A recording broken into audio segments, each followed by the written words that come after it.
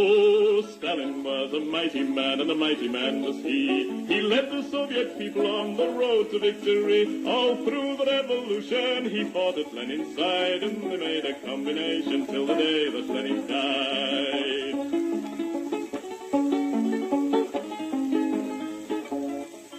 He said, come on, you people, we must work with brain and hand. And then one day the Nazis came into the Soviet land. They plundered to the Volga, to Stalingrad. And then Joe Stalin said, come on, me boys, and kicked them out again. Oh, Stalin was a southerner, in Georgia he was born, where the oranges grow thick and fast and fields of waving corn. And Stalin is a farmer, his fingers they are green, and he has planted the biggest crop the world has ever seen. One day he looked upon the map and frowned and shook his head. There's too much brown and not enough green, these were the words he said. We'll have to change the weather, boys, he said, and then he smiled. So let's begin by planting trees along 3,000 miles.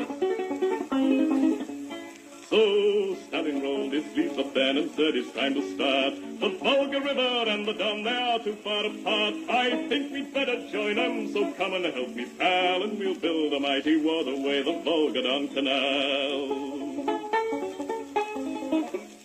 Then Stalin went into the north, and there saw rivers three, all emptying their waters into the polar sea. Now that's not right, Joe Stalin said, these rivers, they are ours. We'll turn them round and make them work and make electric power. There was a range of mountains that were standing in the way, so Stalin put his hand out and smoothed them all away. For Joe, he is determined to make the land all green, and that's the biggest project that the world has ever seen.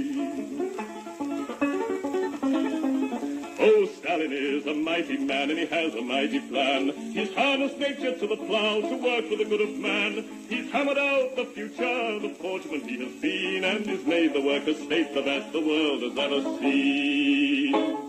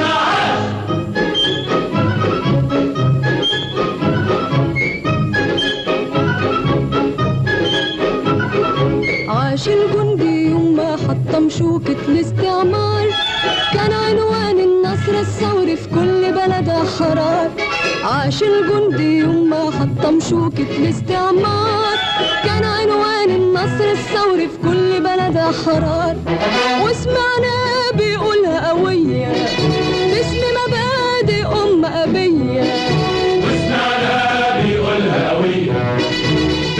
مبادئ أممية. أنا خط هجوم ودفاع، أنا رمز سلام وصراع، أفدي بالروح وأعيش في النصر بطل وشجاع. أنا خط هجوم ودفاع، أنا رمز سلام وصراع، أفدي بالروح وأعيش في النصر بطل وشجاع. حيوا معايا قولوا معايا عاش الجند العربي عاش.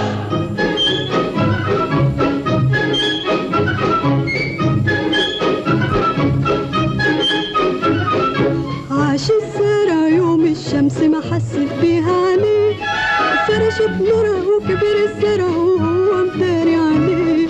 عاش الزرع يوم الشمس ما حست بيها عليه، فرشت نورها وكبر الزرع وهو مداري عليه. وسمعناه بيقولها هوية أرض ولادي ورجعت ليا. وسمعناه بيقولها هوية أرض ولادي ورجعت ليا. حرمونا سنين وسنين وافتكروا الناس نايمين، وطلعنا عليهم يوم خلصنا حقهم ملايين. حرمونا سنين وسنين وافتكروا الناس نايمين، وطلعنا عليهم يوم خلصنا حقهم ملايين. حيوا معايا قولوا معايا عاش فلاح الثورة عاش.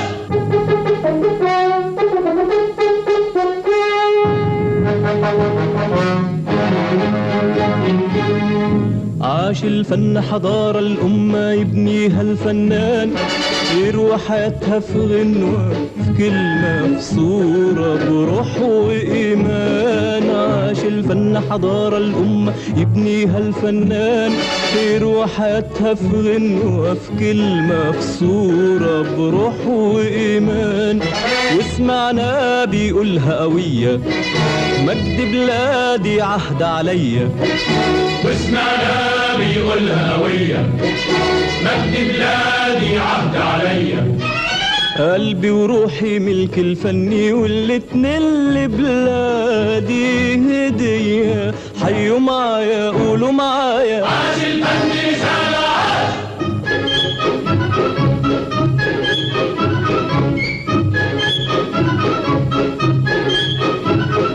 عاش العامل يوم ما فكر يبني البلد ودار فيها مداخل طالع منها لهب النور والنار. عاش العامل يوم ما فكر يبني البلد ودار فيها مداخل طالع منها لهب النور والنار. وسمعنا بيقولها قوية ده إنتاجي وصنع ايديا. وسمعنا بيقولها هوية ده إنتاجي وصنع يديا. حققنا بعون الله للشعب دعاه ومنى، والخير زاد منا وفاض والفايض صدرناه. حققنا بعون الله للشعب دعاه ومنى، والخير زاد منا وفاض والفايض صدرناه. قولوا معايا حيوا معايا عاش عاش العامل عاش.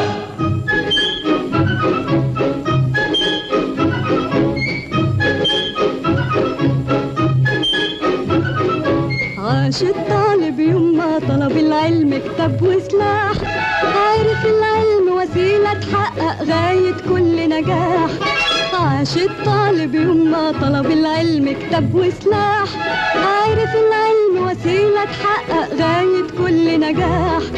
وسمعنا بيقولها قوية في الإعداد وفي الكلية. وسمعنا بيقولها هوية في الإعداد وفي الكلية. العلم سلاح جبار بيحول ليلنا نهار، يسعى للنور بالنور ويواجه النار بالنار. العلم سلاح جبار بيحول ليلنا نهار، يسعى للنور بالنور ويواجه النار بالنار. حيوا معايا قولوا معايا عاش الجيل الصاعد عاش.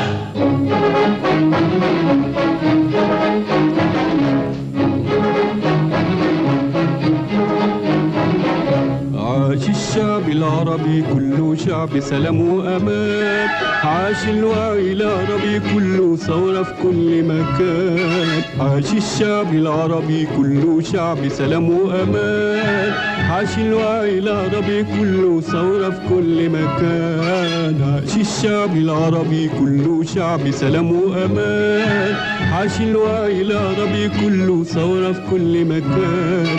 ثورة مارد للحرية هب ونادى بالقومية.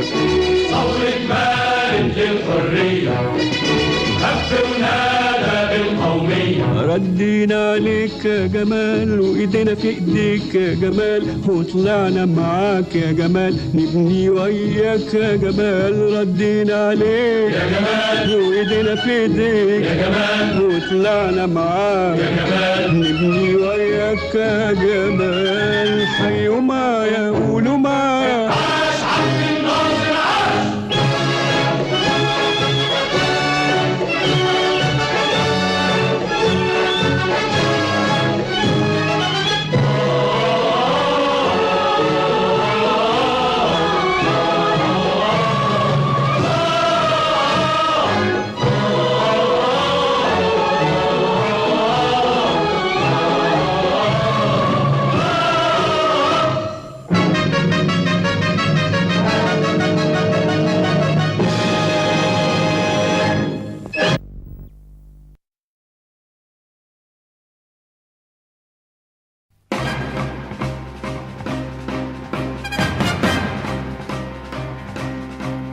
Небо утреннего стяг в жизни важен первый шаг.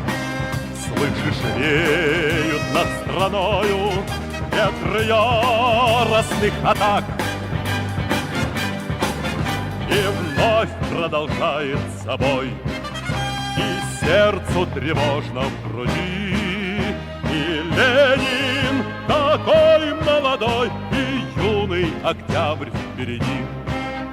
И Ленин такой молодой, и юный октябрь впереди. Весть летит во все концы, вы поверьте нам, отцы. Будут новые победы, станут новые бойцы.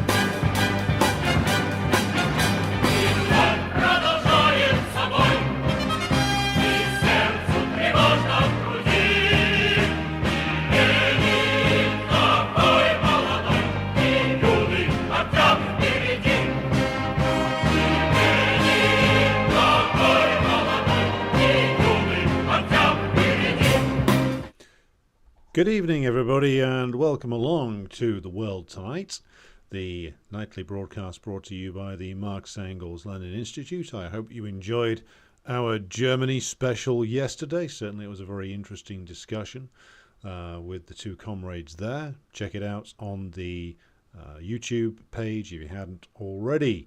And it will be duplicated on the Odyssey page too, and I am going to upload it on the Rumble page when I get around to it, which should be soon. So, before proceeding on to the business of the evening, we must greet everybody who's in the chat so far. So, C. Bolt, who was in there early. Turns out I was waiting for Orthodox Christmas in answer to your question. Peter, my fellow resident of perfidious Albion, is with us tonight. And Rianne from chilly Wales. Well, it's pretty chilly South Manchester. Jay from the Commonwealth of Virginia. Carmo from the Wirral. And Yepex, who says good afternoon. And DE, hello to you. And Munis. And Paul McCord, good evening to you, comrade. And Mutanda. And Todd out there in Del Norte, New Mexico. Hopefully it's warmer over there, but then again, I've seen that the United States is looking pretty damn cold also. Though whether that applies to New Mexico, let us know. So, Tim says, evening, comrades from a bloody cold Britain. So, yes, it is. About this point, John Kerry will appear to tell me that my carbon credits are used up, and therefore I'm not allowed to eat meat for the next 6 weeks. Now, if you hadn't gathered from that particular joke where we're going with this one, we are, of course, on our way to Davos this evening. Not literally. I wouldn't pass the income test to get in. and apparently you need at least 2 private jets in order to get there. So, if you've not been familiar with this, there is, of course, the yearly meeting of the Wannabe Bond Villains Association, and that is, of course, the World Economic Forum, which has its yearly meeting in Davos, Switzerland. A meeting which is marked by a vast upsurge in the availability of prostitutes in the particular region of Switzerland where Davos is located, and you can guess why. The most rich and some of the most powerful, and therefore definitely the most depraved people in the world, are coming to town, and they're going to want the services rendered by those ladies and some gentlemen of the night, and those who are negotiable by the hour. So that should give you an indication as to who's attending this thing, as is the colossal number of private jets which it took to ferry what can very accurately be described as the scum of the earth into this particular ski resort.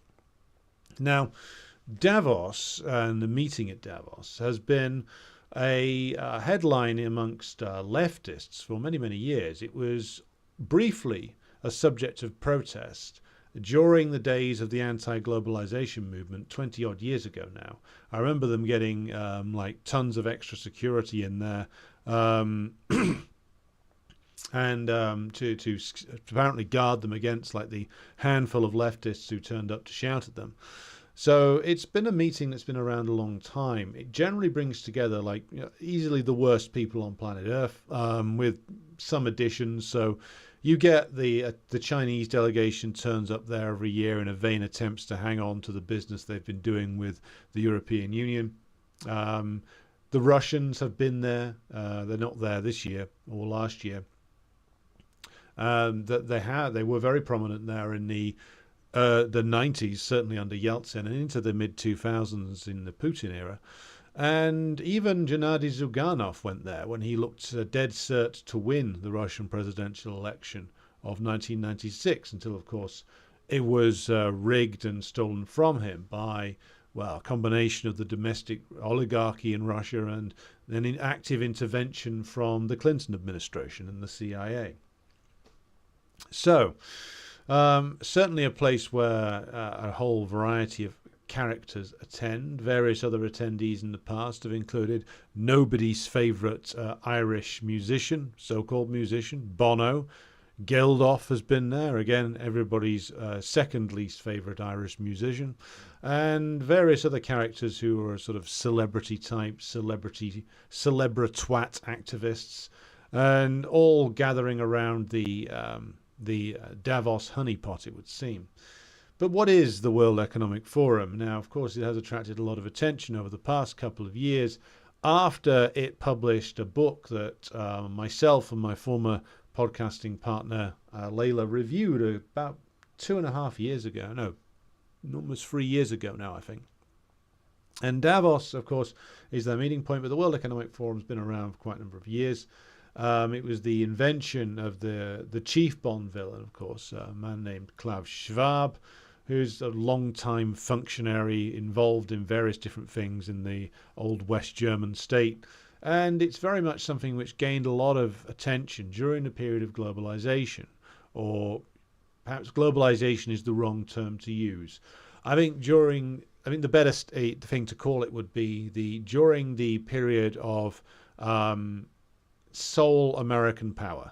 I think that's the better descriptor. So between 91 to 92 and, well, now really. Certainly prior to the beginning of the Russian special military operation, everybody could still assume that they were in the period of unprecedented American power. And this, of course, you can argue about when this period ended or if it ever really existed, but certainly it existed inside the minds of the various foul creatures who attended these meetings. Now, of course, we should say, starting off here, what the WEF is and what it isn't.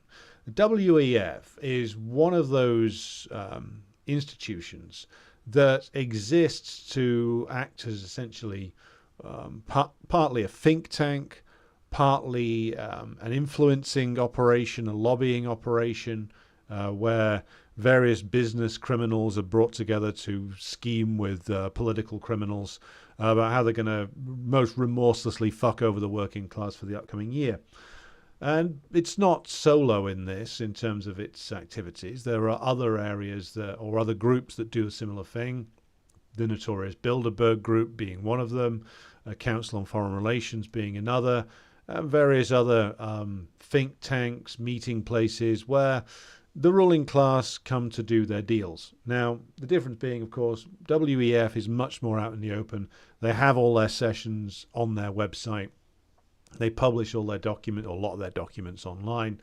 The really shady places, i.e. where the really big and important decisions get made, they're not putting their documents online. I doubt they even take notes on them, because a lot of these will be made in private boardrooms where nobody's taking notes, nobody's recording the meeting. So we should be aware of the fact, first of all, that if you can see what they're up to, generally that's not the place where the biggest decisions are being made. And as I said, myself and Layla, when we were doing the old Red Star Radio version of this program, we spoke about and reviewed Klaus Schwab and his book called The Great Reset, which of course attracted a lot of attention from like various individuals on the sort of populist right, you could say, who came out with a lot of theories about how Schwab was actually a communist or something. But I read that book, co-written with a guy called Thierry Malloret, and honestly, it's one of the most boring experiences I've had reading a book. I mean, if the devil was supposed to have a manifesto, I thought it was supposed to be interesting. And what you generally find with a lot of these characters is that they are essentially just a sort of another version of a man who was there this year, which is Thomas Friedman. Now, the WEF in particular, because it's a kind of much more open and you get media presence there and you get it covered, it looks much more like these days a sort of museum piece, from about 1998, 1999. And therefore, it's no surprise that people like Keir Starmer love attending it so much. And it's very appropriate that one of the big sessions there was Antony Blinken, the liar-in-chief at the State Department, in conversation with Thomas Friedman. Now, Thomas Friedman shouldn't be an important figure by any stretch of the imagination, but unfortunately he is. And it's his mentality and his so-called ideas which define, I think, a lot of the thinking of the American political establishment to this day. And if you haven't read anything of Thomas Friedman's, well, first of all, you're very lucky. Second of all, his ideas came to, and his writings came to be regarded as very important, to the point where they were on university reading lists when I was an undergraduate 20 years ago. And he was regarded as like one of the leading sort of intellectual voices for what's called the globalization period. He wrote an awful book called The Lexus and the Olive Tree. He wrote a series of articles saying isn't globalization a wonderful thing? I can buy something in America that was made in China and sold via Germany. And this is when he was really evangelizing about globalization, such as it was described, he was saying one of his premises was that there were no two countries with a McDonald's will ever go to war. And just after he said that, America bombed Serbia, which of course has a McDonald's, or at least did back then.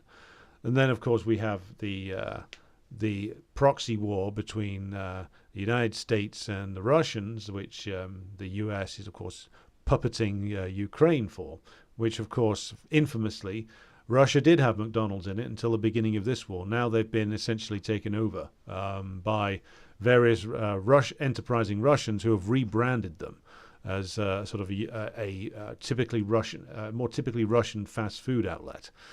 So Friedman is it's appropriate that he's here because this all felt like a museum piece this year. It all felt like a bunch of people still devoutly wishing that it was 1999 or even like post-Iraq War, 2005, 2006. Because for these people, the world since then, the world certainly since the recession of 2008, has not been going the way they wanted it to. It's part of the reason why they come up with such insane schemes. Like, people on the populist right look at like Klaus Schwab and others talking about, eat the bugs and ecologically sound alternatives to meat and all kinds of just like bizarre stuff that they come out with.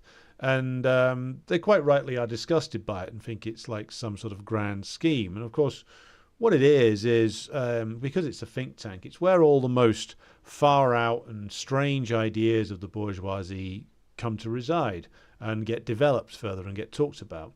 So one of the obsessions that the bourgeoisie has always had in the capitalist period, of course, is the idea that they can reduce the number of calories needed by the working class as low as possible. I mean, this receives its most diabolical expression in the form of the calculations that the Israeli army was doing as to how many calories would be needed, the bare minimum calories needed, so that the population of Gaza wouldn't starve but wouldn't have the energy to rebel. So that was their prison policy. And it reflects, of course, as settler colonies do, the most extreme manifestation of the logic of capital itself. Now, in Capital Volume 1, Marx cites these obsessions emerging in the bourgeoisie as early as the 18th century, talking about how they could brew up a fish stew that would be very cheap to make, but would contain all the right calories needed, or would provide the right amount of energy to the worker to keep him going through a 12-hour day, but which would cost next to nothing. So there's always been that obsession. There's always been the obsession in the ruling class, the conflicted way in which they view the working class. They need the working class. There is no profit without the labor of the working class. But at the same time, they despise the working class and fear the working class. And that's reflected, of course, through the pseudo-scientific, non-scientific theories of people like Thomas Malthus, a clergyman with the Church of England, and the man who coined the term, the idea, to be frank, about overpopulation or overconsumption, and that there was finite resources in the world, and therefore the population of proletarians needs to be strictly controlled. And his ideas, of course, though of course they have been demolished principally by Marx himself, have always struck a chord with the bourgeoisie, because to their mind, first of all, they are inherently afraid of the proletariat that manifests itself in various different ways. They are routinely horrified by the sights of these vast numbers of people living in the cities. The bourgeoisie regard this as, quite rightly in some ways, it's a recognition of reality as a threat, as the fact that this seething mass of humanity is bound to rebel against them, and that leads them to be obsessed with controlling every aspect of their lives, making sure they don't rebel, trying to put them on a certain diet, trying to keep them from having the energy to rebel, trying to regulate every aspect of their lives. This is all very, very old. This is as old as capitalism itself. And Marx is one of the first to, of course, examine all of this and critique it properly. But in the modern era, of course, it manifests itself in a new way with different forms of technology. So, like, when the creatures at the WEF start talking about how to exercise more and more control over the individual, what they're talking about is the individual worker. When they're talking about being able to control what people spend via electronic means, well, this has already been trialed with certain areas in the United States. Again, U.S. viewers, correct me if I've recalled this wrong, but in certain U.S. states, I think they've already had it in practice for a number of years that welfare recipients can only spend their money on certain items, and that in some cases, in some states, they're issued with a preloaded debit card with their welfare on it, their welfare payment on it, that only allows them to spend it on certain things at certain stores. I remember reading this when I was studying welfare state so-called reforms in university 20 years ago. And so they've already tried restricting what you can and can't spend your money on. They tried it on the unemployed and benefit recipients. So, of course, the idea that they would try and roll that out to other areas of the workforce, well, that's not a surprise. Unfortunately, like for them, like every other idea they have about strictly controlling the behavior of the working class, it runs into the real world scenario, which is that if they tried to do that, it would quite easily spark a rebellion, whereas the bourgeoisie also has an interest in making sure that the working class is pacified and is kept away from rebellion as much as possible. So the whole question of the various obsessions that the bourgeoisie has and how they are on display at the WEF, none of the obsessions that they display there about population control, about narratives that they've cooked up, like apocalyptic climate change in 5 years, 10 years, 15 years, 20 years, 25 years, and therefore we need to make sure that the working class's standard of living is reduced to nothing immediately in order to combat this. All of these are manifestations of the consciousness, of the class consciousness of the bourgeoisie, and all the insane things that they come up with.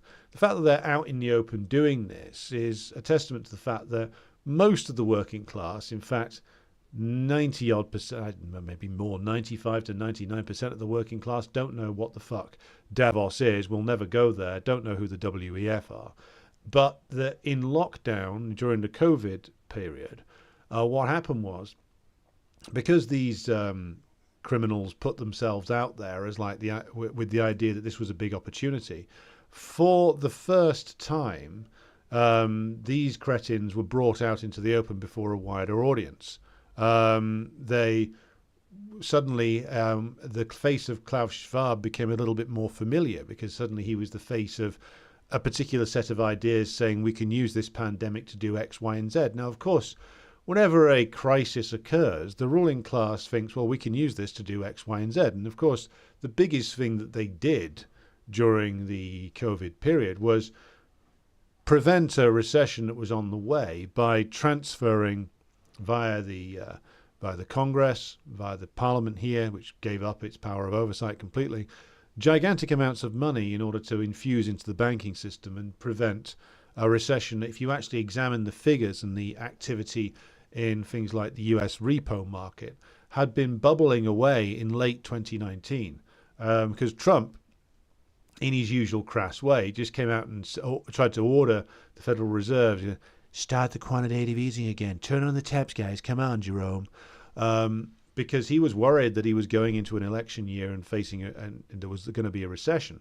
So what they did was they used the initial panic over COVID to make sure that the banking system had its pockets stuffed with gold, and that quantitative easing was dramatically ramped up again to buy themselves another couple of years and make sure that there wasn't a recession. It was due to renew itself. We'd already been in the Depression since 2008.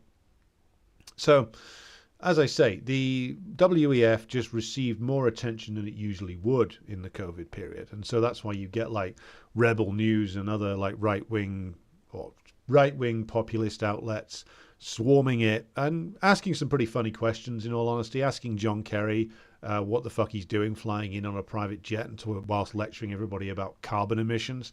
That's funny. Even if the guy, I think it's that Avi Yemeni guy, the Australian Zionist, he's clearly a twat. But his question to John Kerry was funny. Credit where credit is due. And again, like the whole point is that the WF this year felt really like a museum piece to me. Like this did not feel like this is where the fate of the world is being decided. This felt like a losers' convention. When you've got Svetlana Tikhanovskaya, and I see we've got Irish Partisan, our comrade in Minsk, in the chat tonight, so maybe he will want to weigh in on this. You've got Tikhanovskaya, who, if you don't know who she is, she and her husband, a long-term project of the American intelligence services to try and manufacture a color revolution in Belarus, to essentially turn it into another version of Ukraine. And you've got, next to her on this panel, you have Kuleba, this absolute fucking moron who's the allegedly the Ukrainian foreign minister, who just like is most famous for having chips with Anthony Blinken in in a Kiev McDonald's, where like Anthony Blinken looks like he's never eaten like what Americans refer to as a French fry in his life. He's never been in a McDonald's in his life. He looks terrified. And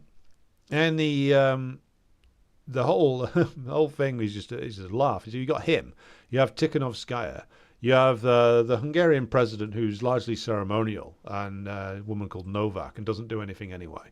All gathering together. I mean, you have Duda from Poland, who doesn't have any real power anymore because he's locked in a battle with the equally horrific Donald Tusk, who's the new old prime minister of Poland now, who are battling it out over presumably who's the biggest arsehole. And so this was a real losers' convention because Tikhanovskaya is not coming to power in Belarus. She can't even go back to Belarus now, I don't think, unless she's willing to go back and face arrest. These people have been exposed in front of the eyes of millions as being just puppets of US imperialism. And with Kuleba being there, you can see what his reign and that of Zelensky has done to Ukraine. So, yeah, it's a losers' convention, but no bigger loser, of course, than a man named Javier Milei.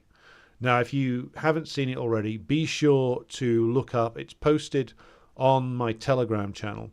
The comments made by President Maduro of Venezuela, who just recently denounced Milei in this like very dramatic style, in a way that perhaps only a gentleman from South America can.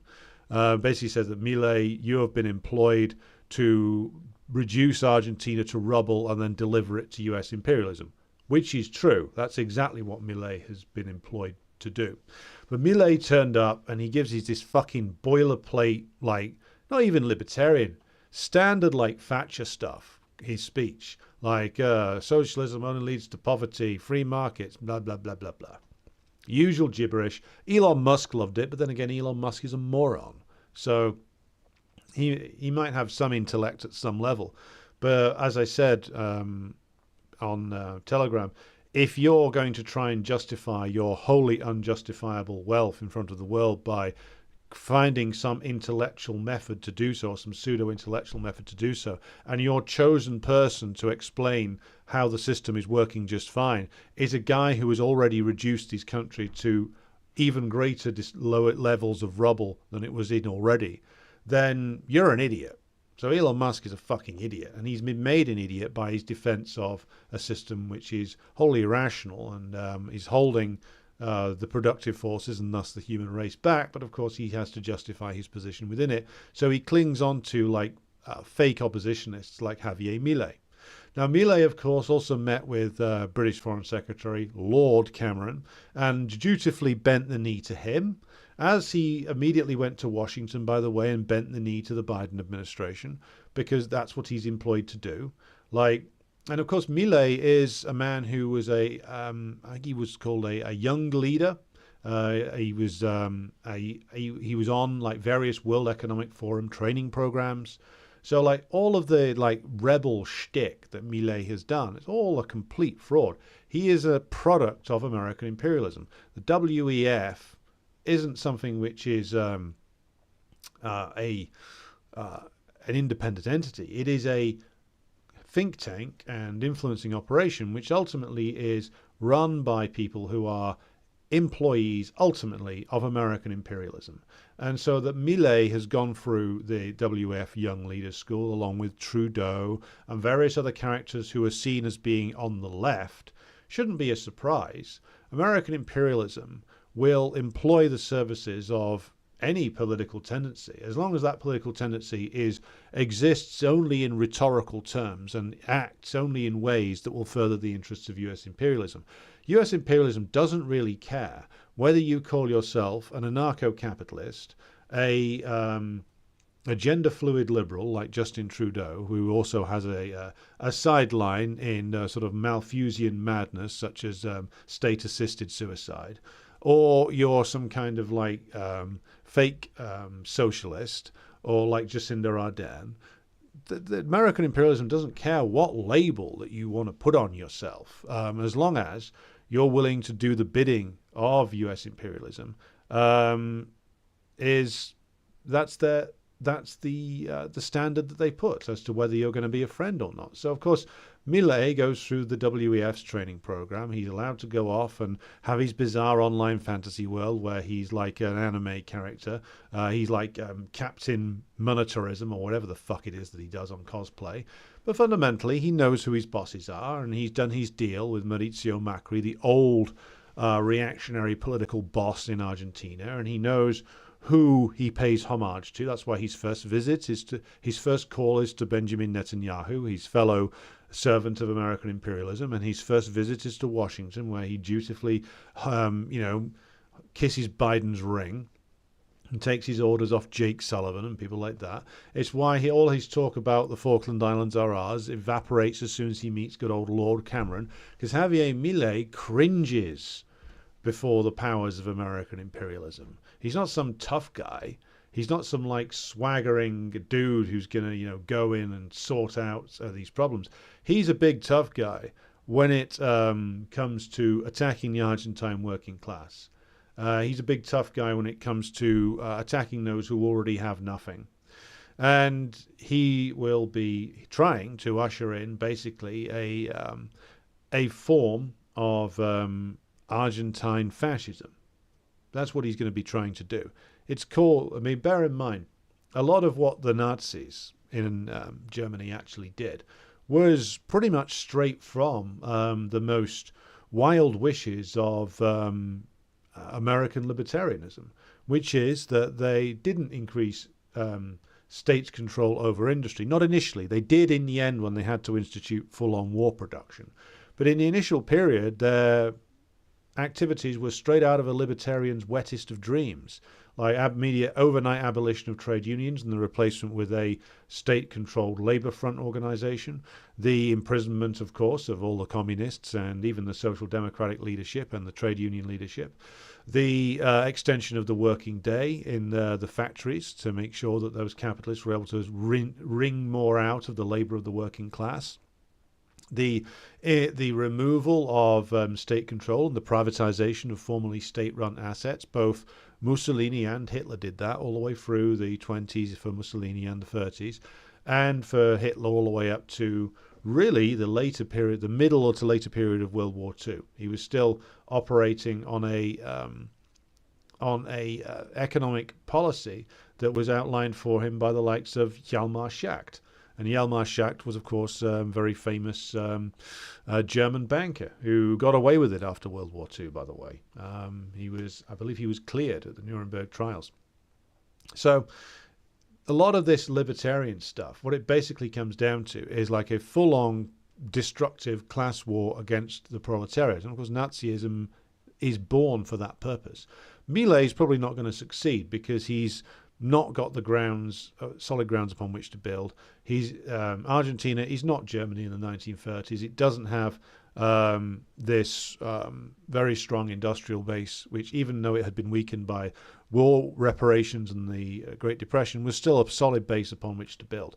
Millet's got nothing. Millet is exactly what President Maduro said he is. His job is to destroy the organizations of the Argentine working class and reduce the country to rubble. And therefore it can be easily taken over and controlled by American imperialism. Now, I don't think that he's going to succeed in that. I think that there's going to be an enormous amount of opposition mobilized against him, and that he's going to have a battle on his hands that he might not necessarily be able to win. But we will see. I hope that the Argentine working class is able to struggle against him, but in doing so they will need to, of course, find themselves a new political orientation, because it's clear that Peronism is a dead end. It's completely finished in Argentina now. There are those who have sought to cling on to it because of its radical past and its association with the great period of reform under Perón, but now with people like Sergio Massa in charge, it's finished, it's over, it's done with. There's no there's no real constitutional way that they're going to be able to defeat Milei. He's going to have to be chased out like Fernando de la Rua was 22 years ago, 23 years ago, actually, in 2001. So the whole picture with Milei being there and various other sort of cretins being there who will be identified as being on the old left. Well, this is just, as I said, testifies to the fact that American imperialism is not fussy in the slightest. They will employ the services of any political label that you want to offer them. Libertarian, social democrat, liberal, conservative. The label doesn't matter to imperialism. As long as you're looking after their essential interests, you're fine with them. They will employ the services of rainbow dancing, rainbow flag twirling and dancing Jacinda Ardern, and they'll employ the services of Milei. Doesn't matter. And this is the point. This is why the WEF training program spits out all these people. Their one consistent point is that they are solid and reliable allies of the US empire. That's the point. But to turn to Antony Blinken's conversation with Thomas Friedman, which was really like a sort of a case of the blind leading the bland. Blinken, of course, I don't doubt that he actually believes what he said here. I don't think he was necessarily lying. He was talking about how the situation in the Middle East is, it's very difficult. It's very difficult. But the people in the region, they want us to be involved. So I thought, well, who the actual fuck is he referring to there? And of course, we should remember here that even the Saudis at least put on a show, and I think it was mainly a show, of distancing themselves slightly from the US because of the level of unpopularity that the Israeli murder spree meets with even the Saudi population. But when he says, the leaders regionally want us involved, the leaders regionally, who have been traditionally US vassals in the Middle East, so that's Saudi, who are looking a bit uncomfortable these days. The UAE, well, they're pretty solid still in the US column, but even they are doing business with the Chinese and the Russians. They've even got investments in Belarus, and you see the ruler of the UAE sitting down with Lukashenko. So the UAE, slimy bastards, but they do business with anybody and don't really pay that much attention to what the US tells them about who they can and can't do business with. You also got the King of Jordan, who's a long-time comprador, as was his father. The President of Egypt, the inheritor of the role of Mubarak, shall we say, and Anwar Sadat. So, yeah, they probably said in private, of course we welcome American involvement, but they also have faced a situation where they have had to come out and argue publicly against Blinken. So who exactly is it that still desperately wants so-called American liberals, American leadership in the region? I'm not completely sure, because even the old reliable puppets have been distancing themselves recently. But I think what Blinken has done there, he's probably taken a conversation with one particular official who says, of course, and we welcome American leadership on this, whatever it was. And he's taken that, and in his head that's become, we're essential. It's the Biden messaging. Biden's messaging, or whoever's writing this for Biden, says, you got to tell everybody that we're the essential nation. You got to tell everybody that it's us or nobody, that only we can solve these problems. Of course, they create all the problems, then claim to be able to solve them. And they could solve the problems in two short steps. One, tell Netanyahu he's not getting any more weapon supplies. Two, tell Netanyahu he's not getting any more money. But of course, as we've outlined on this program many, many times, if they do that, then Israel is finished. And if Israel is finished, then US influence in the region is finished. And the leaders of the what's referred to as the Axis of Resistance, they understand that very well. As the leadership of Hezbollah, personified by Hassan Nasrallah, has said over and over again in multiple speeches, this is a region-wide struggle to essentially free us of US imperialism, of which Zionism is one particular and very violent manifestation. So again, who exactly is telling Tony Blinken that he's essential and that the US leadership is essential? I'm not sure. to be honest, I think a lot of people in the region might be just telling him what he wants to hear. But watching Blinken's performance, I was struck by the fact that he probably does believe this.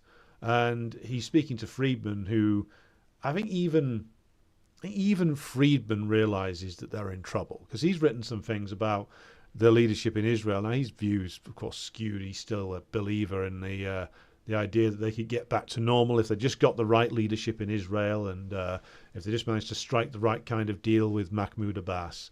But even Thomas Friedman's starting to think that they might have a bit of a problem now. But Blinken completely, it's difficult, but we're the essential ones. Of course, he has to believe that for the purposes of sustaining his public face. And I think he does believe it. I think Biden, at some level, believes it as well. And this is where we get to the sheer outdatedness of the US leaders. They're all still thinking that, again, that this is the mid-90s, that this is, or the early 2000s.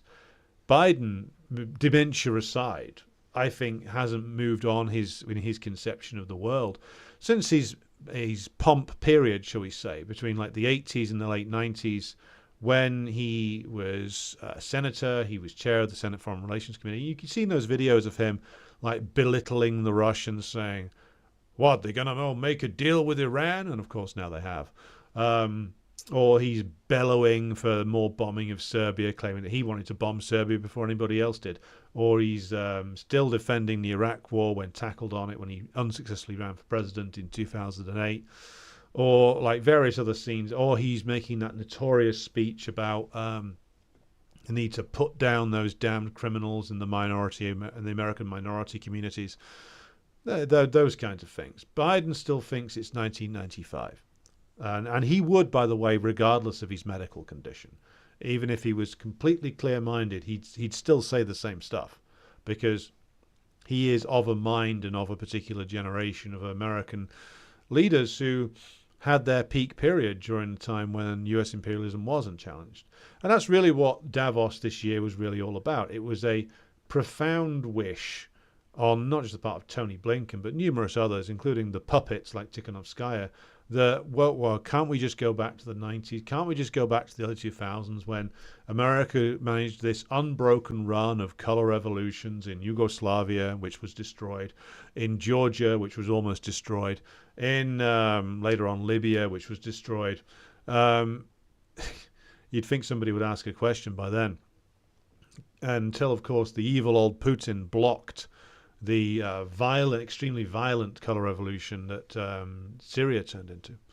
And what Davos was this year was essentially, like, for most of the sessions that I'd looked in on, was a sort of nostalgia fest, a losers fest. The world had very much moved on. Like a lot of the big players either weren't there or were represented by like lower level officials.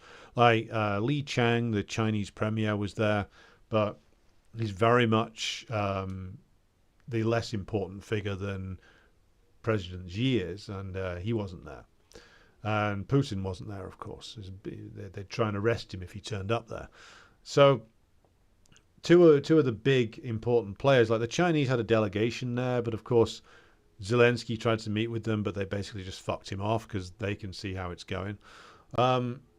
And yeah, it was a nostalgia fest. It was for people who still believe that they're in the period of, Francis Fukuyama's End of History, which, by the way, is a complete misreading of Hegel. We'll come to that in future episodes.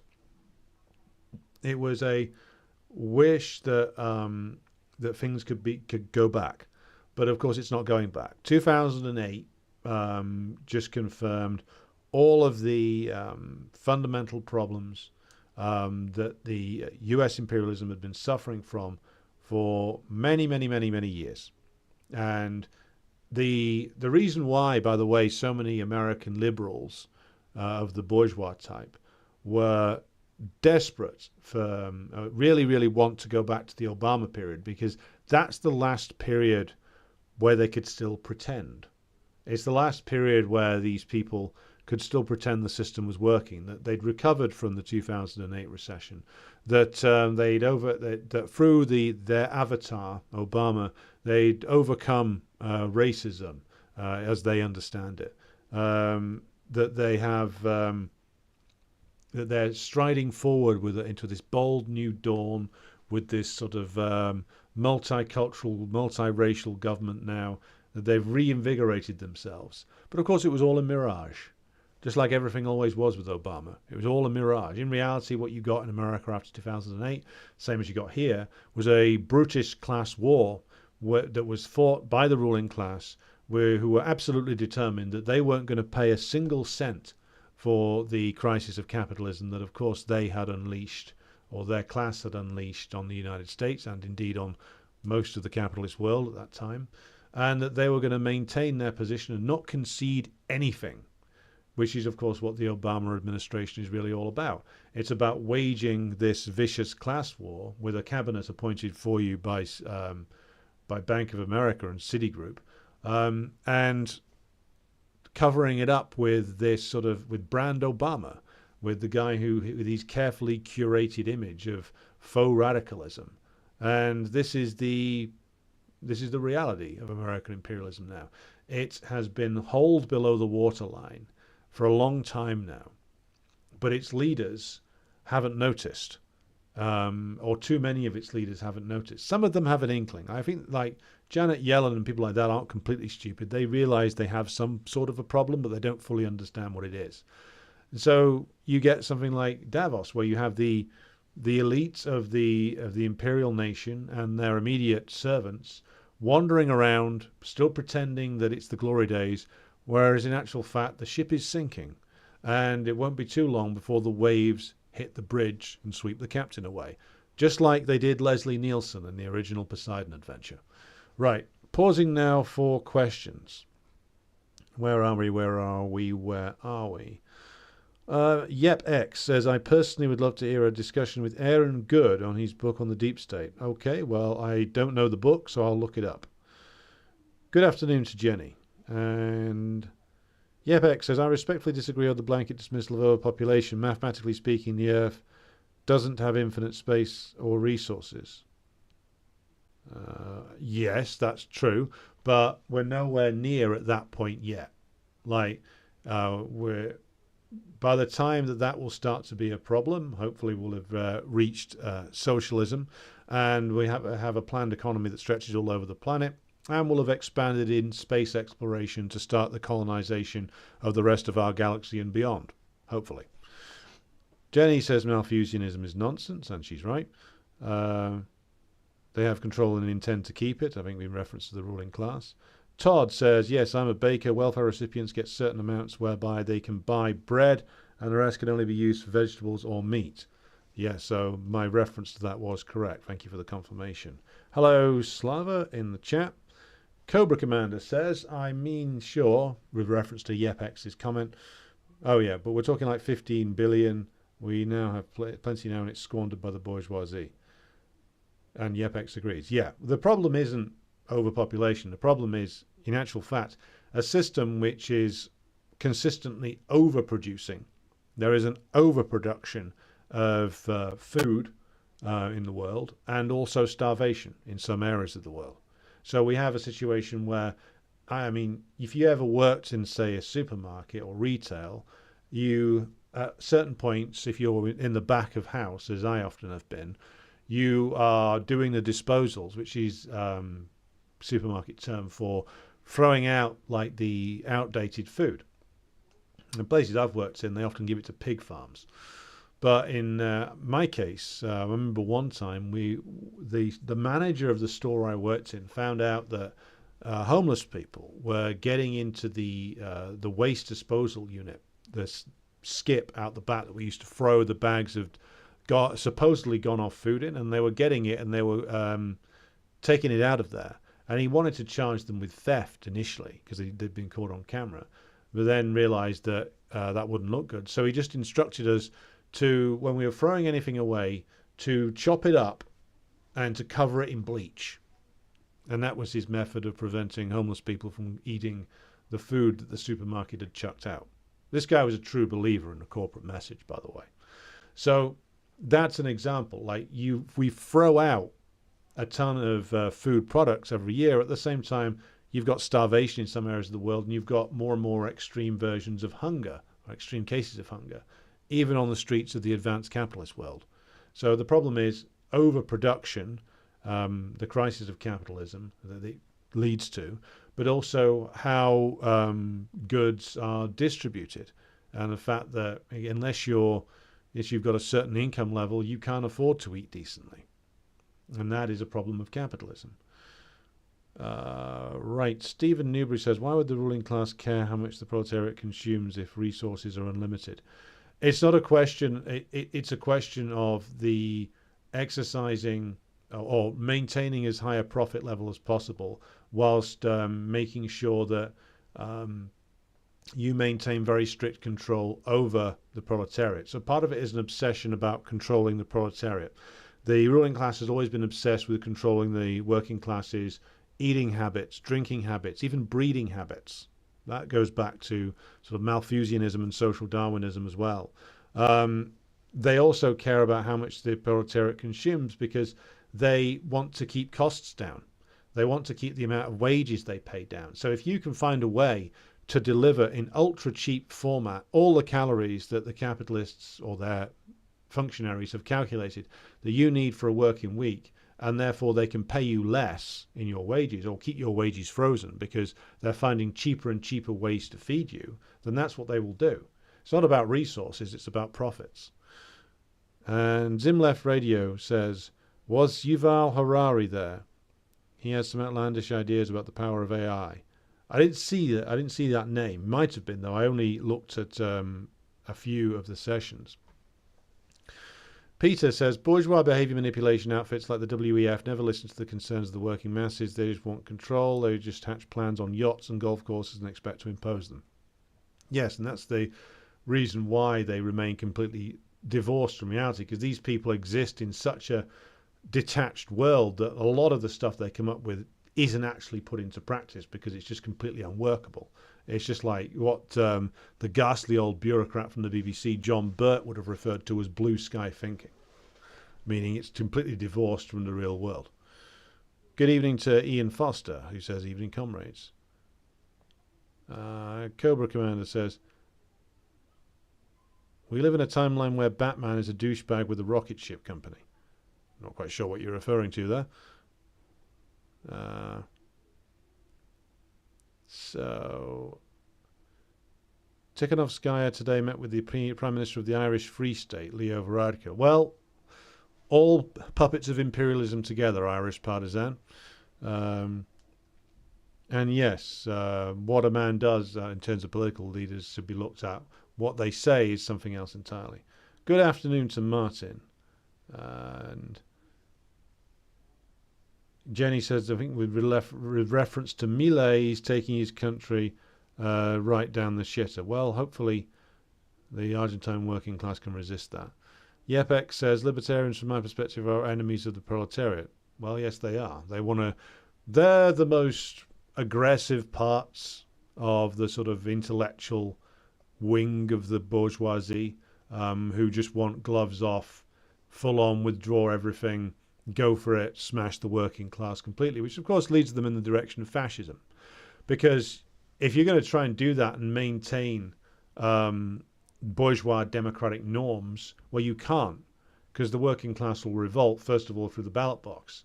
They'll turn to the immediate methods of resistance at their disposal, which are the legal trade union system and the ballot box. And so, therefore, if you want to get away with your libertarian assault on the working class, basically you have to declare a dictatorship and abolish any constitutional means that the working class has to resist, which leads you in the direction of the system favoured by the failed Austrian watercolour artist.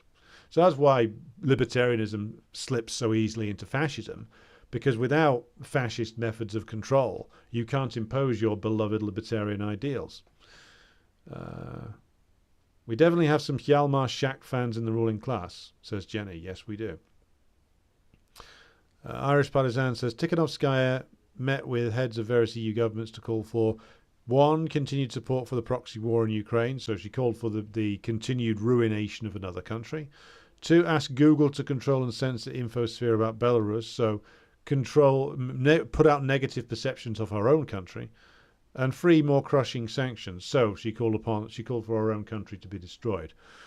These people, like Tikhanovskaya, like Zelensky, like Petro Poroshenko, the best way you can possibly describe them is as traitors. They should be arrested and tried for treason inside their own countries, because everything they're doing, if successful, would reduce Belarus to rubble, just as Zelensky and Poroshenko and the post-Maidan, the pre-Maidan governments, to be honest, have all aided in the reduction of Ukraine to literal rubble.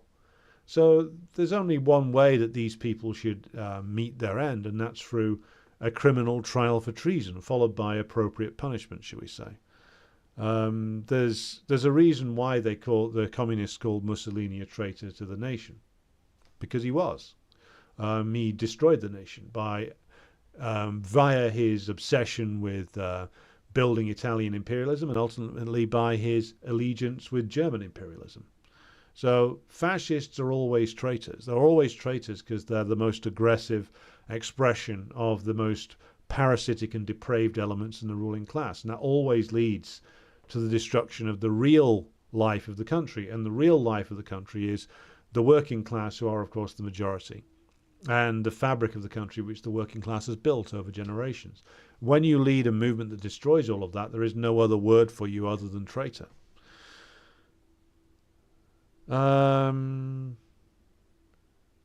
Right, Jenny says, from the outside, who actually knows the difference between us and CPUSA, or even someone like Vosh? Well, look, if you watch this channel for more than 5 seconds, you'll see that I am not Vosh. Most people don't know who Vosh is either, to be completely honest. He's famous in like one corner, one very sweaty and depraved corner of the internet. Most people don't know who the fuck he is, thankfully so. I mean, the great virtue about reading and understanding Marxism, no matter how small our forces are right now, and understanding the societal processes that go on, is that we can build ourselves, if you properly understand this and we start building the correct level of organization, then the reaching of the masses can come quite quickly in the situations that we're going into now. It's just a matter of, we've got to build the organizations, we've got to build the links with the masses as efficiently as we can now, because the crisis is only going to escalate. And without the links to the masses, then we ain't got a lot, you know. No good having a vanguard without the masses behind it. Right. Stephen, where are we now? This chat's slipping all over the place. Stephen says, right libertarianism is magical thinking. They believe organised capital will always operate within their ethical framework. It's only government intervention that ruins the market. Yeah, I had a perfect market, then this government came and ruined it for me. Irish Partisan continues. Belarus and the overthrow of Lukashenko by assisting democracy and democratic forces. So this is Tikhanovskaya calling for her country to be reduced to rubble again. Like, her and her co-conspirators should be delivered back to Belarus in chains and arrested. CJ says, New Mexico is the bitter, dry type of cold. I'll take your word for it. Jenny says, Yemen needs more attention and love if people really knew how heroic and amazing they were. Yeah, a lot of people would admire them, to be honest. Just as a lot of people actually admire leaders like Putin or Lukashenko when they actually hear from them and observe them directly, because they seem like, and indeed are, much more serious individuals than the leaders in the West are, which, to be honest, wouldn't be hard. Martin says Libya was the turning point. I think it was in many ways. I think it was a long process of especially the Russians getting booted out of whatever illusions that existed inside that ruling group. The fact that the country just got completely destroyed and they unleashed all kinds of terror gangs on it. I think the naive people inside Putin's circle, possibly including Putin himself, finally realized that, okay, there's no talking to these people and there's no limit to what they will do, which is why shortly after that in Syria we get the Russian intervention. And even that took another 3 to 4 years to arrive, 2015, when it finally got there. But yes, you're right, there was a turning point there. I think especially in Russia, I think especially there they realized that there was never going to be any way that the US would ever be constrained. They They rather stupidly, the Russians, voted for the UN resolution, which they never should have done. And then the US just ran with it and destroyed the country. And of course, Obama was repeatedly lied about his position over it, about whether Gaddafi was to be overthrown or not. And the Russians realized that the US regime change plan, which first came to light in 2001, was still operating, and they were on the list, ultimately.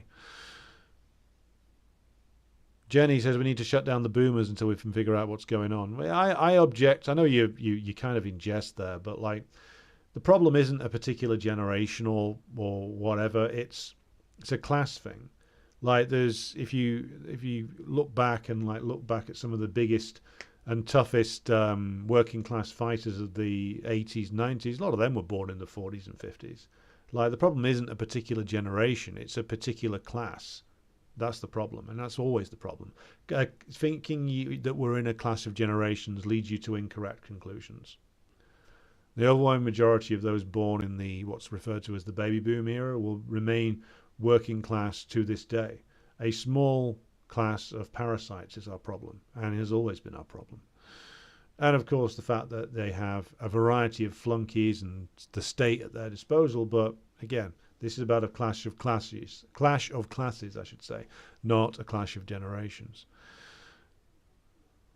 Eduardo says, reporter, are the airstrikes in Yemen working? Biden, well, when you say working, they're stabbing Houthis?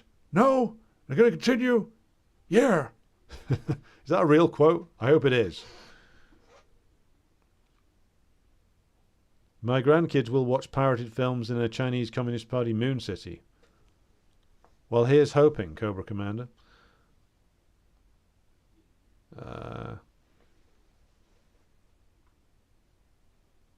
Capitalism is dumb and gay. Overproduction is dumb and gay. Well, it's certainly an irrational outcome, but it's an irrational part of an irrational system.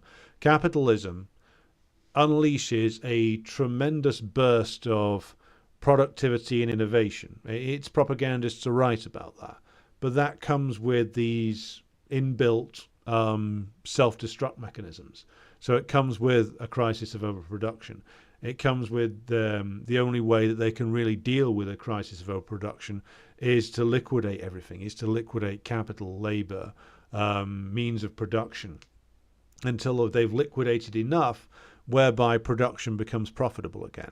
And that's not a system which is sustainable over the long term. It's not been a system which is productive in any way since the beginning of World War One. So we've had a century, essentially, of crisis, revolution, and counter-revolution, and we continue to go into it now. But, yeah, capitalism unleashes all this potential, but its inherent drawbacks mean that it is inherently unable to fully realize the potential that it unleashes. The same is true in the sphere of philosophy. You look at the work of the Enlightenment philosophers, they have all these amazing concepts in them within their works, which are unable to be realized under the mode of production that they were writing within, or that they were writing at the dawn of. And that to fully realize the legacy of Enlightenment philosophy, you actually need to move to a planned economy and a socialist society. Only then can you realize the dreams of the equality of all people and everybody participating in political life, which is what the implication is of a lot of those Enlightenment works. Yep, X says, thank you for the respectful conversations. Well, if anybody is disrespectful in these chats or on the Telegram channel, they get shown the door quicker than the drunk vomiting in his own pint glass. HM says, how will the media treat Starmer after he's elected? Will they turn on him after giving him the red carpet treatment so far? He'll get an easy ride off probably the BBC and ITN and Sky and The Guardian and people like that for, depending upon how good a job he's doing for the ruling class, he'll get an easy ride for a while. The press that's regarded as more right-wing will immediately turn on him and call him a communist. And they're already doing that. They're going to be their method of dealing with Starmer, is that they'll just keep screaming that he's a communist. They did that with Blair, for fuck's sake. You know?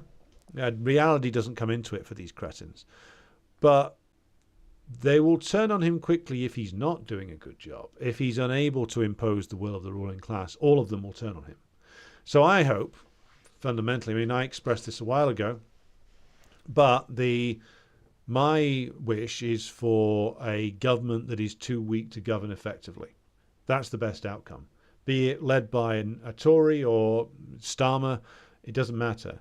As long as it's weak enough to be unable to impose itself and unable to govern effectively. That's what we need. We don't need a strong Labour government. That's what we don't need, because then it'll make the job that Starmer has to do for the ruling class, which is of pushing through attacks on workers and getting away with it via his ability to suppress strike action through his relationship with the union bureaucracy. We don't need a strong Labour government, because that's what that will empower. We need a weak government that can be overpowered via mass movements of the working class. That's what we need. Right. Where are we? There's no reason that any one person is starving right now. There's no reason why anybody should be. The means of production are there to provide enough food for the entire planet many times over. The fact that it is not, and the fact that it will not be as long as this system continues to exist, should be the sole factor in making sure that this system is relegated to the dustbin of history and we build something new. Right. What also deeply bothers me is the censorship industrial complex. Well, censorship was another one of their obsessions at the WEF this year. They kept talking about the need to control information because these people think that if they can just stop mentions of things that upset them and their class, that somehow the working class will not revolt. That's what they're worried about when it comes down to it. They are worried that there is a crisis developing, but their solution, because they don't want to change anything, they think that if they just manipulate the media enough and control the message, that they can convince everybody that up is down and black is white and shite is gold. But of course, they think that the working class is too stupid to realise they're being stiffed. And they will just believe anything that they put in the papers or they put on television, which is why they're so worried about the plethora of alternative media platforms emerging. They think that media equals reality.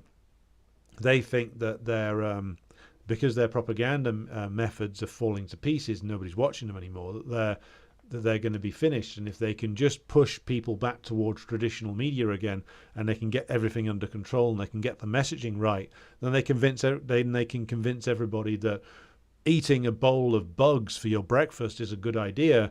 Then people will do it. But of course, you can't do that. You can't trump people's material reality for too long. You can convince a certain amount of people that it's going to be jam tomorrow for a while. But you can't ultimately convince people with empty stomachs and freezing cold homes and children without a future that this is going to be a good system anymore. And they know this. Some of them do. That's why they're all obsessed with disinformation. It's why they're all obsessed with censoring everything, because they think if they can just get control of the message again, and if they can just get control of the information supply, then everything can be glossed over. It can't, though. It's a futile wish. Right. Ian Foster says, abundance of food and... hang on, we've gone too far. Abundance of food and starvation simultaneously could only happen under capitalism. Food only made, grown to be sold, not to be eaten. Good point. Elon Musk. Yes, we should all laugh at Elon Musk. Jenny says, they'll never shut me up. Come at me, bro. Now, there's a challenge. No one's going to shut us up for now. If this channel suddenly disappears, I'll set up another one. And you can always find me on Odyssey and on Rumble if you're not familiar with those platforms. Make yourself familiar with it. All the content from the YouTube channel that I put on there, all the videos, is backed up onto the Odyssey channel, and all of the audio recordings are on Patreon. So, Muniz says, the question of overproduction and starvation, I think, is explained well by Etienne Balibar's death zones and life zones. How the US empire can create these zones through sanctions. Interesting point. I think this is in reference to Musk. Cobra Commander says he's a 50-year-old, he's a man-child, a 50-year-old little boy. God. Elon Musk is proof that being rich does not make you clever. Muniz says, even though Balibar is a complete lost cause when it comes to the Ukraine conflict, but that's how it is with most French thinkers when it comes to geopolitics. It's what happens with French thinkers when it comes to actual class politics, to be honest. Like, there are a lot of interesting theories, but their actual politics when it comes to the class struggle or it comes to imperialism are always terrible. Maybe that's necessary for their continued employment as French public intellectuals. David Green says, Blinken always looks terrified. Yeah, maybe he's had a bad trip. Hello to Klavik. Let's read through. The Grumpy Pessimist says, what is your opinion on India's unemployment and jobless growth crisis in the state's hyper-nationalist religious nature? It's a very interesting question, Grumpy Pessimist. I haven't updated myself on the current state of the Indian economy. So, if you don't mind, I will take your question and do something on it probably next week when I've had the chance to read up on it. Indicate in the chat if you're happy with that as an outcome. Have you ever seen the documentary The Wobblies? No, I haven't, but I believe that's a reference. Is that a reference to the IWW, the Industrial Workers of the World? Lisa says, I would that Thomas Paine wasn't marginalised. Well, he was marginalised on both sides of the Atlantic by the time that he died. The most radical end of the Enlightenment thinkers. Tim says, I hope that you're right, but I don't see it. Starmer is going to get a big majority, and that will mean the NHS will be gone, and we know it. The big question is what the situation in the world will be. Well, the other question is, of course, even if let's assume that you're right. I mean, I hope I'm right. I fully expect that. I don't expect that he's going to get the kind of majority that they're talking about now. He may well get a workable majority, but assuming that he does get a massive one for a moment, that doesn't mean that resistance will just die off, nor does it mean that he's going to necessarily be successful leaning on the union leaders. Bear in mind that they were successful getting the health service union leaders, as Dr. Bob Gill has talked about, to go along with health service privatization in return for a better pay deal and increased funding for the service. This is 20 years ago now almost. None of that is on the table now. Now, he may try some sort of twist and turning way to try and find some sort of deal he can sell and get the union leaders on board for, but he hasn't got as much room for manoeuvre as Blair had. Plus, there is generally more awareness now of what the Labour Party did, and we need to build that awareness. So, yes, you're right, Tim, in that it would be more difficult, but there was resistance to Blair. There will be more resistance to Starmer. There is nowhere near the amount of enthusiasm for Starmer as there was for Blair. Even if he gets a big majority, it will be a big majority that's very, very hollow. So it's not the end of the struggle if he wins. It just means that it's going to be a slightly more difficult job, but events may get out of his control. Like, if it's the case that British imperialism is dying off everywhere, then Starmer's got big problems.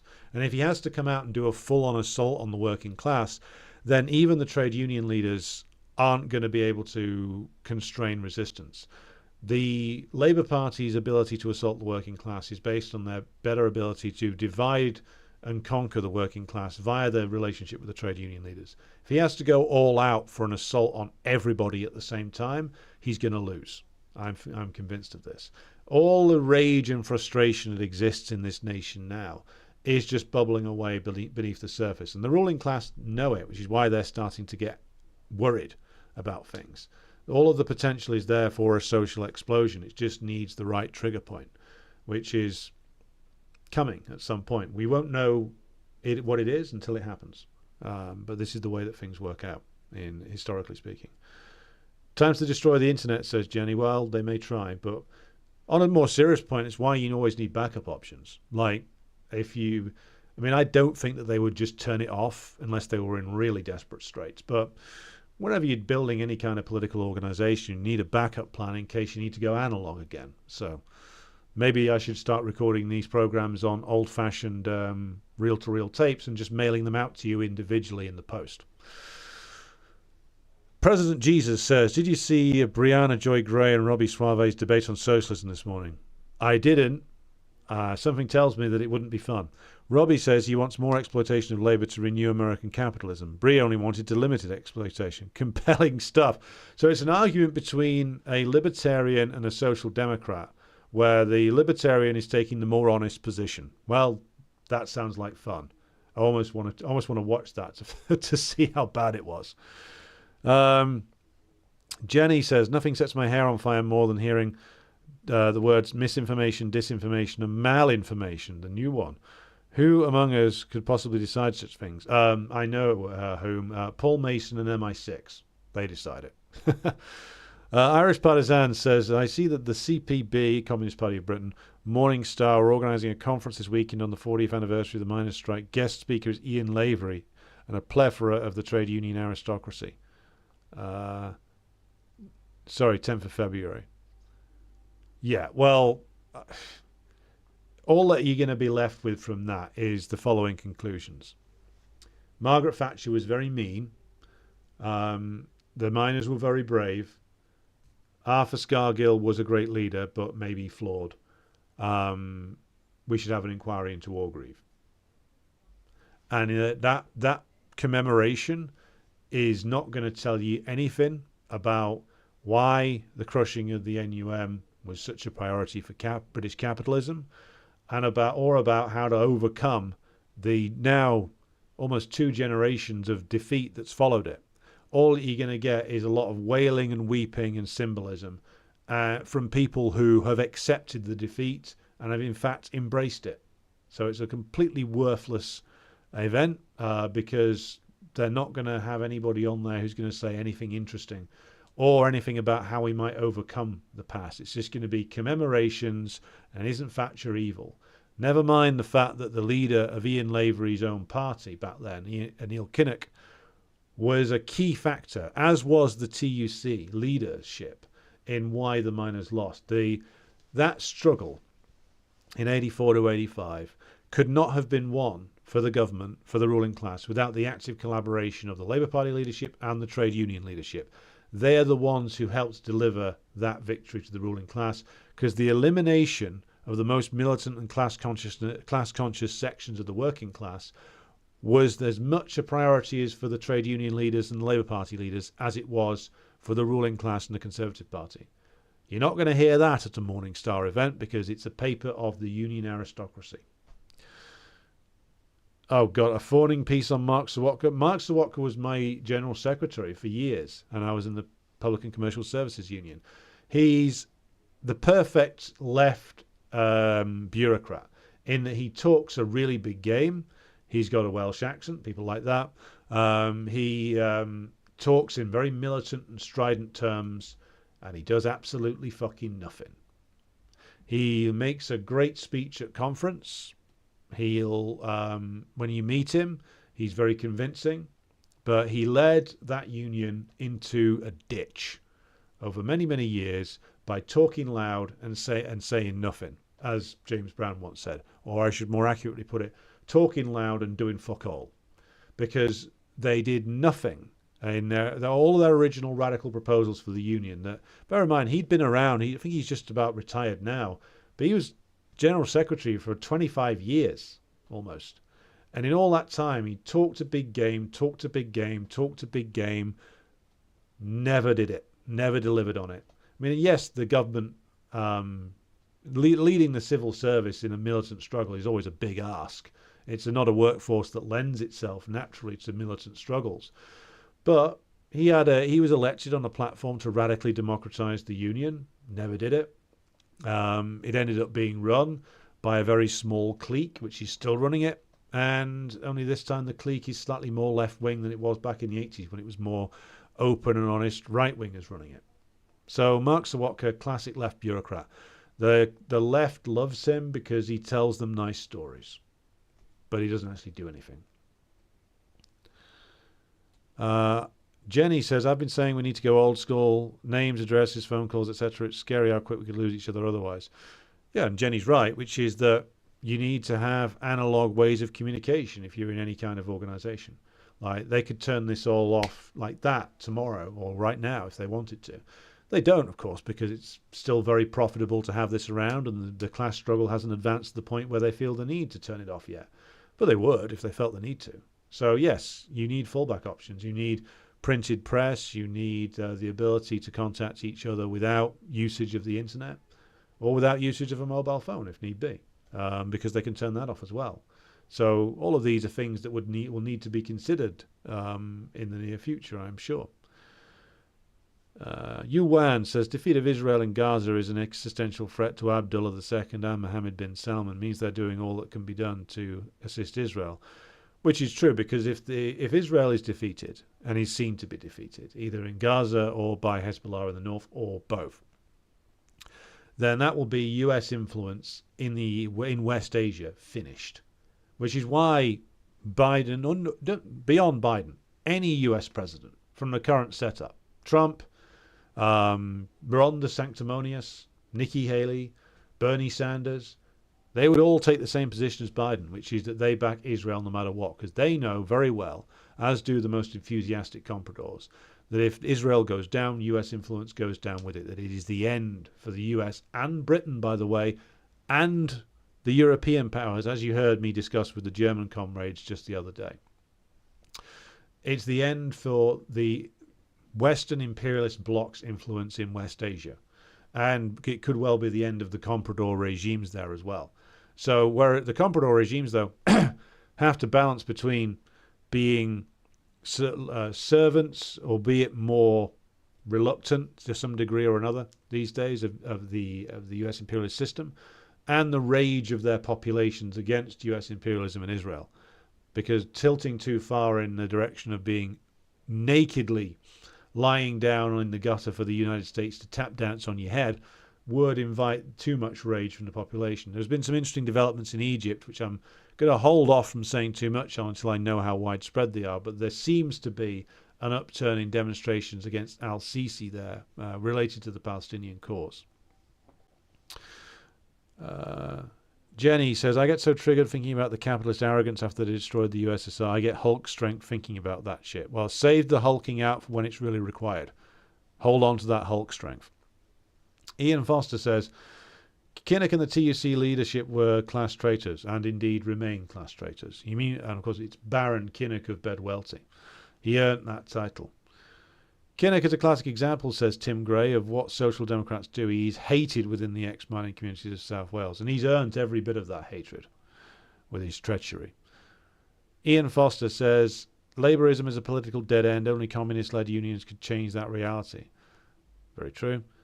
James Graham says, I was on the streets of Paisley every week of the miners' strike collecting money for the Ayrshire miners. Well, good on you, James. A great struggle, and one that could have been won. We should reject the Trotskyite pessimism of the SWP that it was a doomed struggle. It was a struggle that could have been won under a different set of conditions, or a different set of leadership had been in place.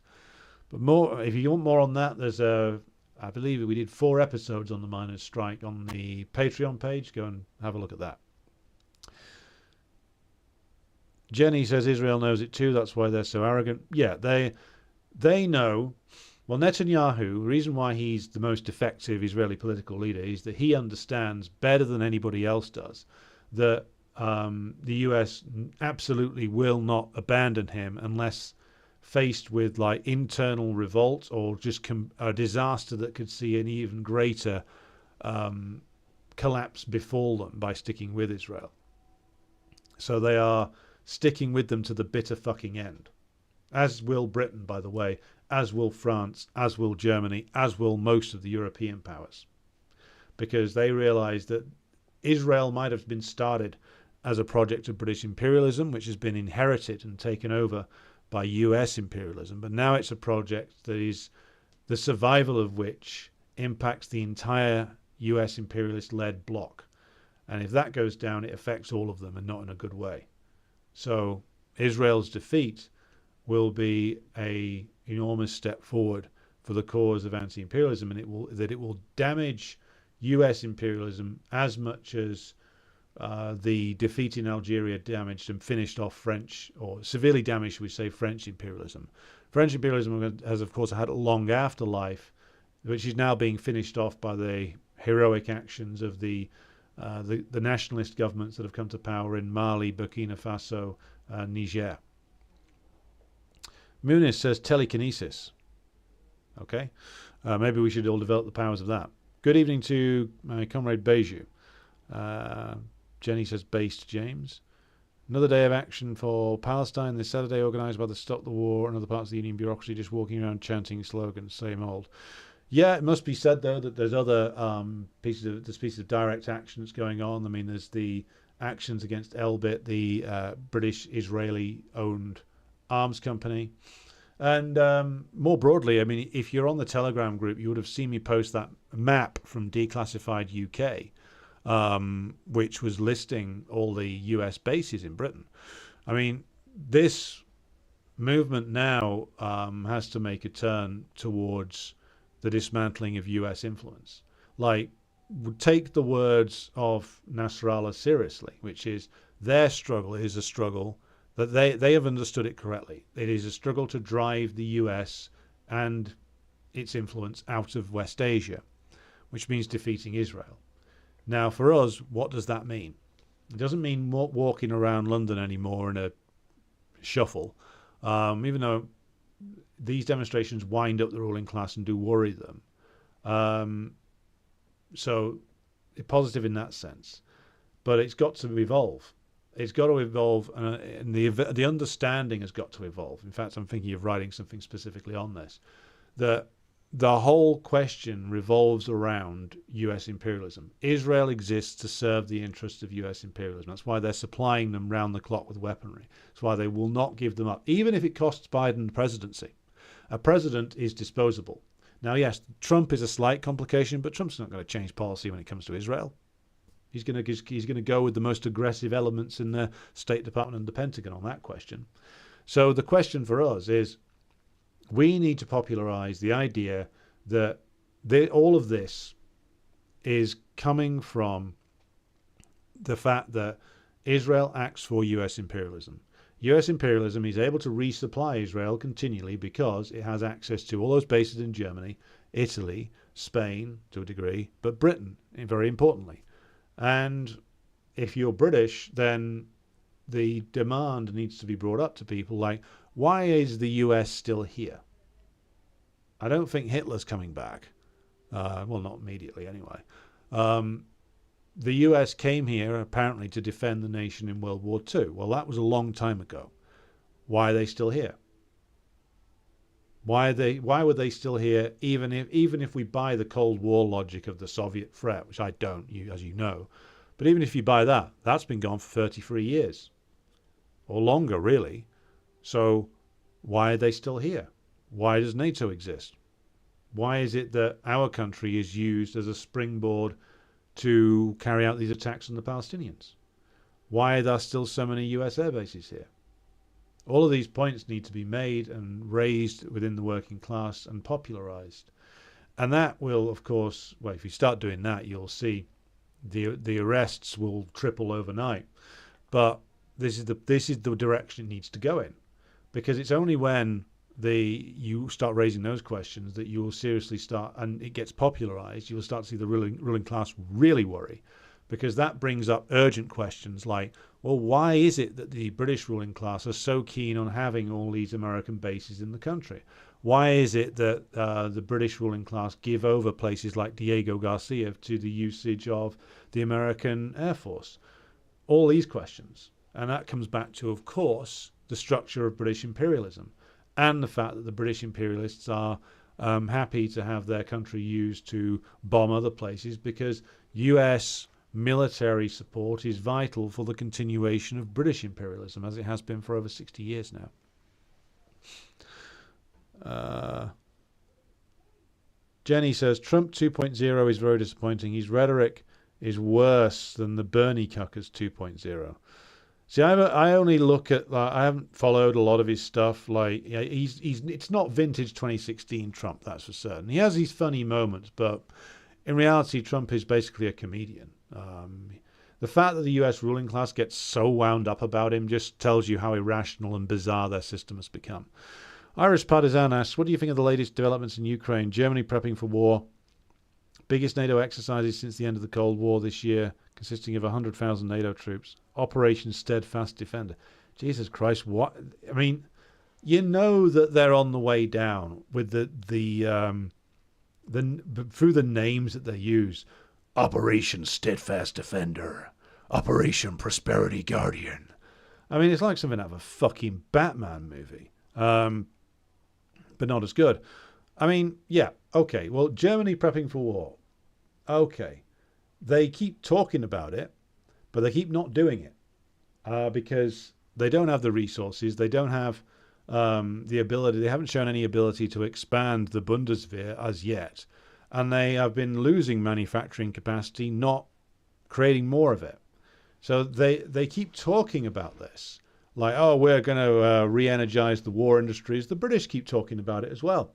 But they keep not doing it because the system's not set up to do that. It's one of the same reasons why they haven't built a European army. There's many different reasons why they haven't, but they're not institutionally capable of doing it. And yeah, they can move 90,000 men, 100,000 men into Eastern Europe.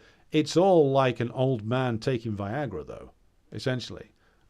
Strutting around, still trying to pretend that he's got it. The Russians have an army now that's over 1 million strong. Only barely a fifth of which is actually in the country formerly known as Ukraine.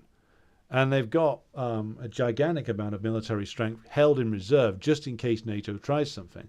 Now, if the number of men that they can actually conjure up at most is, 100,000 immediately? And that's a motley collection from various different armies across Europe and the United States. That isn't a match for anything that the Russians have got. And bear in mind, the Russians have been rotating their army and their units in and out of the front line to make sure that different elements of their armed forces get more experience. So they'd be facing the most, if they tried some sort of mad dash into Ukraine, they'd be facing the most well-trained, well-led, well-equipped force on the planet. So they know very well that they'd get chewed up and spat out, which is why they're not going to go in. They're not. They are incapable of fighting a war against the Russians. They knew that the military commanders know that they're incapable of doing it. And they knew that back in January of 2022. If they didn't know that, if they had been confident in their abilities, then they would have stuck men in Ukraine directly. But what have they done instead? Ukraine's been used by the NATO bloc as an outsourced military. That's what they've been used for. They have been used to transfer the risks, or transfer the costs, I should say, especially from European countries who have been cutting back on their military spending. They have been, as they've been cutting back on the size of their own militaries, they've been growing the size of the Ukrainian military to make it their outsourced project, with the idea that this outsourced army was going to be the trigger for the regime change operation that they hoped to unleash upon Russia on the cheap. But they can't do it anymore. And this army, this 90,000, I saw 90,000, we'll go with the figure of 100,000, isn't capable of fighting the Russians. All this is for is a confidence-building exercise. This is for them being able to look as if they might fight Russia. We might be able to do it. Watch out, Putin. But again, the Russians are fully aware of this game that is being played. They know the game, and that's why their tactics aren't going to change. They will keep in assuming this posture of aggressive defense, shall we say, keep grinding down the Ukrainians bit by bit by bit until the point where crisis comes and the whole thing implodes. And also in relation to that, they will keep grinding down NATO's ability to provide equipment to Ukraine bit by bit by bit. And they also have no real intention of taking all of Ukraine either. They will leave enough of it to create a problem for the EU and NATO when they are done. And I will do a program soon on Clausewitz's On War. I'm in the process of reading through it at the moment. It's an even more fascinating book than I remembered it being. I read it years ago and didn't understand it. With reference to the Russian special military operation, yeah, it's it's a brilliant piece of Enlightenment thinking, and it's an incredibly insightful work, and it's a work that is truly it's truly dialectical in its thinking. Seems to have been influenced by the works of Hegel, and especially. So yeah, program coming up soon on Clausewitz. Cue meme of Putin laughing hysterically. Yes, very much indeed, Jenny. Slava says, did you hear that the Ukrainian men now won't be treated by doctors if they're not registered for the military? That doesn't surprise me. I mean, basically, it's funny, isn't it? Not funny, but it's when you understand something on a theoretical level. Like on a theoretical level, I have understood for over 20 years that the ruling class sees the proletariat as nothing but meat to be thrown into a war if necessary, or things, less than human things, to be worked to death for their profits, or any other horrific conclusion that you want to draw from the ruling class viewing working class life as completely disposable and not even human. But I think that the war in Ukraine, and combine it with the war in Gaza as well, but with the war in Ukraine, I think it's even more striking because, like with Gaza, like all the racism and all the rabid chauvinism it's been there for a very long time. With Ukraine, it's a little bit different because you're watching them condemn hundreds and hundreds of thousands of Ukrainians to die horrifically, at the same time as they're talking about how much they support Ukraine. Ukraine is, oh God, it's part of the Western Brotherhood of Nations. It's the shield of Western civilization. Of course, that's more honest than it lets on, because a shield is something that you hold in front of you to take the beating so that you don't. So that watching them do this year upon year now, but month upon month, day upon day, all these fucking scumbags going over to Ukraine and saying, we support you, and it's of course not true. Like, they are condemning that nation to death, and the people who rule Ukraine, Zelensky, Yermak, Danilov, and all those other just grotesque criminals who are now condemning Ukrainians to death by the thousand. Why? Zelensky might be a cokehead, but he's not completely stupid. Yermak isn't stupid. Danilov isn't stupid. They all know what Alexei Arestovich, the former spin doctor, now applicant for the job of ruler of Russian-held Ukraine, I think. He knows, and he has admitted that he always knew that they were going to lose. Zelensky knows they're going to lose. Danilov knows they're going to lose. Yermak knows they're going to lose. So why persist? Well, they persist because they know very well that without the war, they're done. They're finished. Not just politically either. That there are people inside the military, there are people, the Banderite militants, who would kill them if they surrendered. And there are those in the West who would order their deaths if they surrendered. And that their only chance of getting out of this, of saving their own lousy, rotten skins, is if they keep the war going as long as the imperialist master wants it to go. Because the imperialist master, of course, in Washington, in London, knows very well that it's finished, that the Russians will win. But they just want to keep it going to cost the Russians as much as possible. Just as they're keeping or trying to keep the Syrian war going to cost the Syrians and their allies as much as possible. They know they've lost. They just want to keep it going to, again, extract a higher toll. And it's horrendous, and it is the reason why Zelensky only deserves a traitor's fate, ultimately. Because that's what he is. He's sold Ukraine for pennies. Or, well, in his case, considerably more than pennies. I mean, he was at Davos fawning over BlackRock and the others there, telling them how great a job they'd done for Ukraine. This piece of shit doesn't deserve anything other than the worst kind of fate, shall we say. Because he and his coterie of scumbags have sold that nation by the pound to the US imperialists as a shield that is now being used to try and bludgeon the Russians with, only it's not working. So there is no word strong enough to describe the likes of Zelensky. Scum doesn't cover it. And Irish Partisan says one of the Ukrainian government spokesmen, Alexei Goncharenko, has suggested that children will be recruited to work in armaments factories while their parents are shipped off to the front. This is where this regime was always going, you know. Again, if the logic is, if the order from the United States is keep the war going as long as you can, then everything is on the table. There is no barrier that this regime will not cross until it is stopped, either by collapse or that the Ukrainian population itself revolts en masse. Now, so far that hasn't happened, but I hope that it does, because ultimately this is a war that has been waged by the American imperialists and the Ukrainian oligarchy upon the Ukrainian working class itself. Any Ukrainians, of course, that are in the oligarchy have long ago fled, have long ago got themselves and their families out of harm's way. Like this oligarchy and its chosen government, which is what the Kiev regime has always been, before and after the Maidan, this is what they have chosen, and this is what they are inflicting upon the Ukrainian working class. And it is the most brutish expression of class warfare, which is they are demanding the Ukrainian working class sacrifices itself to preserve the Ukrainian ruling class and its alliance with the US imperialists. And it is the most disgusting thing that you can imagine.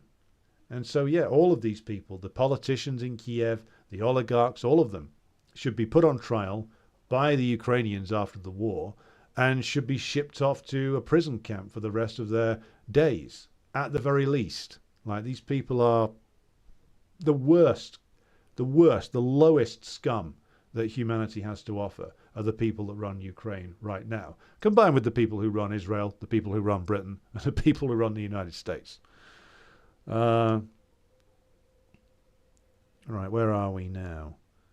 And this is what Tikhanovskaya supports, says Irish Partisan. Correct observation.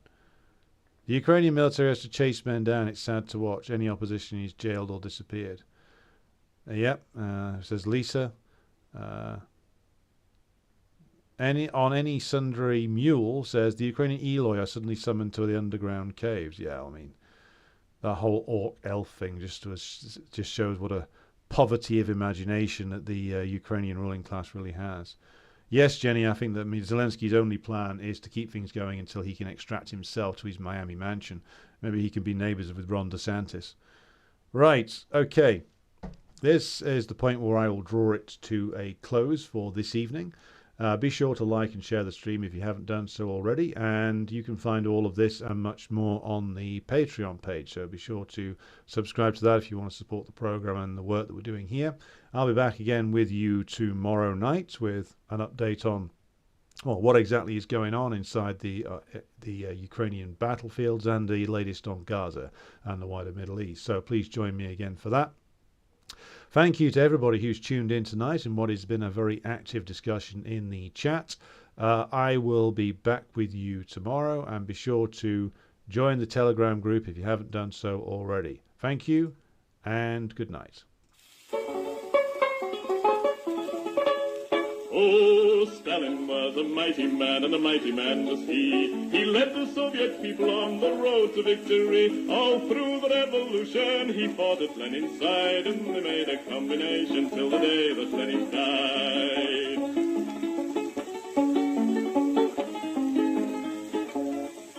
He said, come on, you people, we must work with brain and hand. And then one day the Nazis came into the Soviet land. They plundered to the Volga, to Stalingrad. And then Joe Stalin said, come on, me boys, and kicked them out again.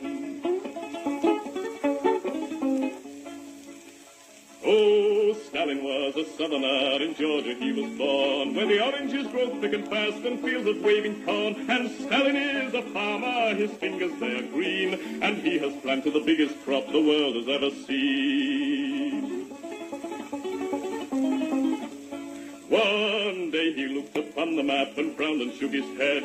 There's too much brown and not enough green, these were the words he said. We'll have to change the weather, boys, he said, and then he smiled. So let's begin by planting trees along 3,000 miles. So Stalin rolled his sleeves up then and said it's time to start. The Volga River and the Don, they are too far apart. I think we'd better join them, so come and help me, pal, and we'll build a mighty waterway, the Volga-Don Canal. Then Stalin went into the north, and there saw rivers three, all emptying their waters into the polar sea. Now that's not right, Joe Stalin said, these rivers, they are ours. We'll turn them round and make them work and make electric power. There was a range of mountains that were standing in the way, so Stalin put his hand out and smoothed them all away. For Joe, he is determined to make the land all green, and that's the biggest project that the world has ever seen. Oh, Stalin is a mighty man, and he has a mighty plan. He's harnessed nature to the plow to work for the good of man. He's hammered out the future, the fortunate he has been, and he's made the worker state the best the world has ever seen.